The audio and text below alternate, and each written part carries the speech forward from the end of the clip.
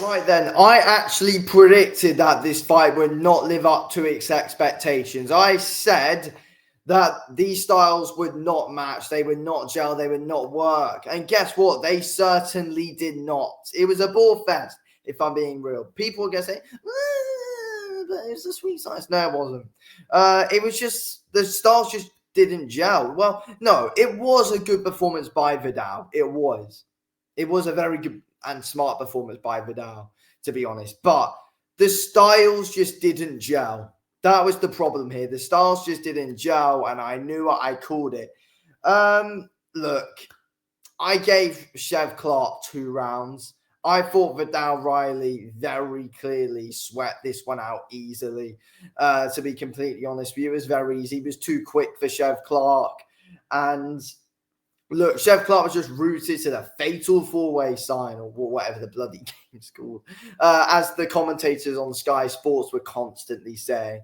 Yeah, Chev Clarke was just rooted to the spot, really, and Viddal Riley was just able to box rings round him, mix up his shots nicely. He was pretty nice and jittery, confusing with his feints, Viddal was. And yeah, Viddal Riley just showed a different level. He was quite a bit of a level above Chev Clarke there, to be honest with you.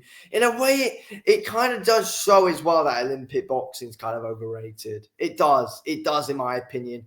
I do think it does kind of expose Olympic boxing more, and more Olympians are starting to show that Olympic boxing might not be what some people make it out to be, especially in Britain.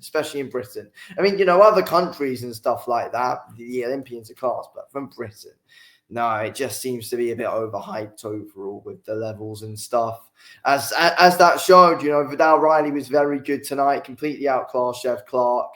He was just a moving target. He was just always moving about, and Chev Clarke, it was just too stiff. Didn't really want to throw. He was too cautious, waiting for the wrong moments. And when Chev Clarke did throw, his timing was just so off and badly off as well, to be completely honest. It just really didn't look good for Chev Clarke, and that's 2 losses in a row for him now. Yeah, look, the jab of Viddal Riley was good tonight, to be honest with you. It was a bit sloppy here and there up close when Viddal tried to get some shots going in. Chev Clarke would like to clinch quite a bit.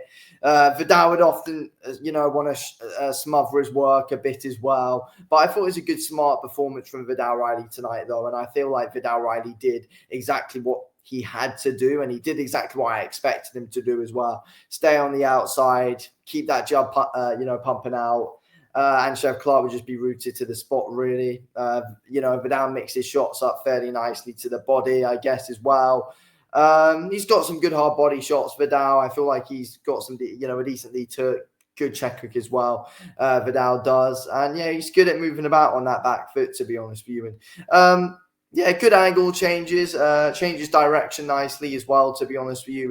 He's pretty confusing to be in there with, and he's always moving. He's a difficult target, Viddal Riley. I feel like he's got some real good footwork, and I feel like Viddal Riley's footwork is probably the strongest part of his game, and is what is getting him far in his game. Plus, always being constant with his jab, and always, he had the jab in Chev's face all night and was just moving around. Chev doesn't really like to move. His feet are pretty stiff.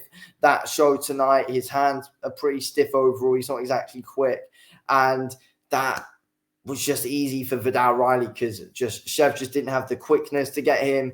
Chev just couldn't really cut the ring off. He was just trying to stalk Viddal a bit, but couldn't cut the ring off. There was no skill to try and cut the ring off and really try and shut Viddal down when trying to close him down. There was just none of that from Chev Clarke whatsoever in that fight. He really, really, really badly struggled, to be honest with you. He really badly struggled, Chev Clarke, and he was just frustrated all night, to be honest with you. And it was just a simple performance. There was nothing special that Viddal had to do in order to beat him either. Viddal just had to really stick to the basics and just stick to what he knew. And that is what was able to get him the win, really. Keep the fight at range. He used his reach really, really well.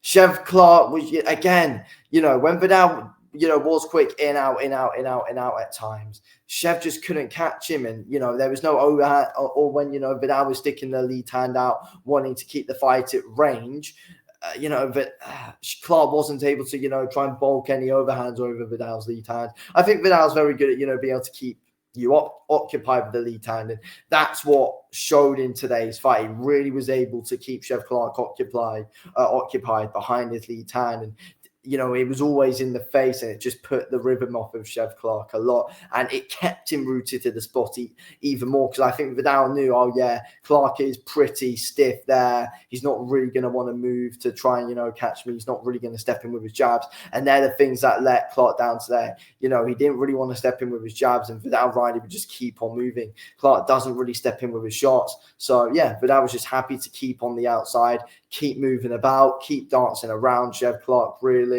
And yeah, it was just easy. And Viddal Riley, British champion, he's going to keep on building up those levels, to be honest with you. It was a good performance by him tonight.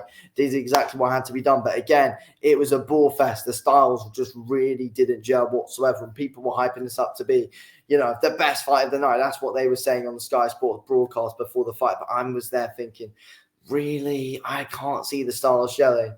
And goddamn, I was right. They did not gel whatsoever. And it was a painful watch. It was a painful watch. But Viddal did exactly what he had to do, though. It was a good game plan. So, yeah, there we go. Can't fault him. What is next for him? It's difficult at this point. How many fights does Viddal Riley have at British level is the big question. I reckon does he defend the belt? I reckon he should. I reckon once or twice he needs to at least defend the belt. I want to see him up against Isaac Chamberlain. That is what I do want to see. I do want to see him fight Isaac Chamberlain. And I think Isaac Chamberlain can fight for the British title. So I reckon they should do that fight. And I think Isaac Chamberlain is a tougher test than what Chev Clarke is as well. But let's wait and see. Questions to be answered. Thank you for watching.